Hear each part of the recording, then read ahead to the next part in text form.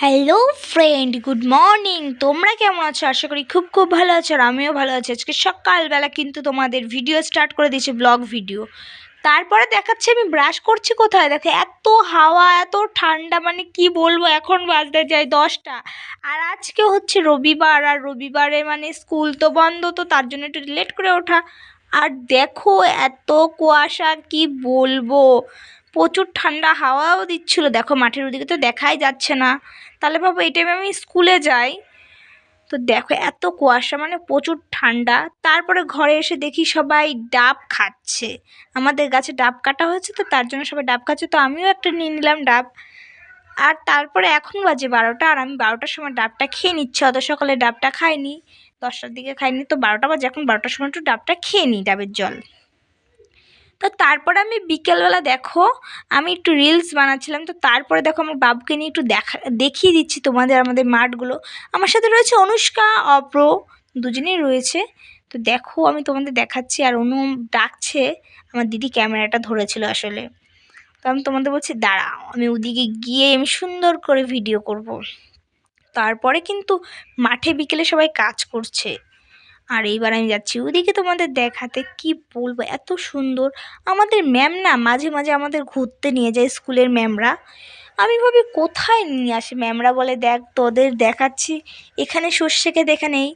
ম্যামদের যদি দেখাই, আমাদের বাড়ির এখানে এত সুন্দর জায়গা রয়েছে, সর্ষে ক্ষেত মানে মাঠ। ম্যামরা তো হয়তো পাগলই হয়ে যাবে, কিন্তু ম্যামরা জানেন আমাদের এদিকে এত সুন্দর সর্ষে ক্ষেত রয়েছে। অনেক কিছুই সবজি চাষ হয় এদিকে, মানে আমাদের পাড়ার এদিকে। আমি তোমাদের বলেছি আমাদের গ্রামেই বাড়ি। আর এইটা দেখো আমাদের গ্যাস গোডাউন হচ্ছে। তো দেখো কি সুন্দর বানিয়েছে বাড়ির সামনেই। গ্যাস গোডাউনটাও ভালো, অনেক এরিয়া নিয়ে বানাচ্ছে। আর এখানে দেখো আমার অপবাবু কি করছে, বাবা ও কল চাপছে। তো দেখো জল বের করতে তো পারছে না, ছোটো বাচ্চা। আর সামনেই দেখো রাস্তা, ওই দিকেই ওই যে দেখছো সবুজ সবুজ, ওটা হচ্ছে লিচু বাগান। এখানে আম বাগান আছে, লিচু বাগান আছে, কলা বাগান আছে, সব কিছু আছে।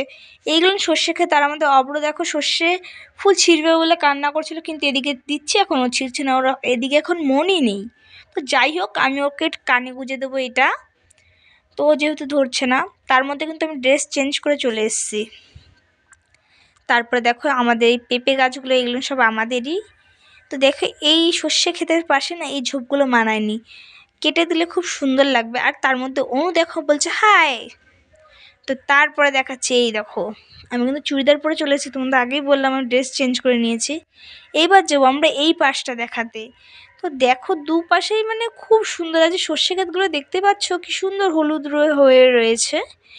ওদিকে সবুজ, ওটা হচ্ছে ধান গাছ। আর তোমাদের ধান খেয়ে তো দেখাবো। তো যাই হোক, তারপরে দেখো বাড়িতে চলে আসলাম। আমার দাদা কিন্তু এদিকে নারকেল ছুলছে, আর অব্র বসে রয়েছে। নারকেল ছুলে কেটেও নিয়েছে। পৌষ পার্বণে সবাই পিঠে খায়, আমরাও খাবো। আগেও খেলাম কয়দিন আগে, তো এখনও খাবো আবার। সবাই কিন্তু পিঠে খাও, আর কে কী পিঠে খাচ্ছে অবশ্যই কমেন্ট করবে। তারপরে দেখো আজকে হবে কুলি পিঠে, তার জন্য নারকেল কিন্তু কোরানো হয়ে গেছে, এবার জাল দিচ্ছে উনুনে। তো দেখো তারপরে হচ্ছে কুলি পিঠে বানাচ্ছে। কে কে কুলি পিঠে খেয়েছে অবশ্যই কমেন্ট করবো। আশা করি সবাই খেয়েছে, সবাই চেনো। তো তাও আমি একটু বলে দিলাম। আর দেখো কি সুন্দর, এখানে মা, বৌদি আর মামি মিলে বানাচ্ছিল আমাদের বাড়ি কুলি পিঠে।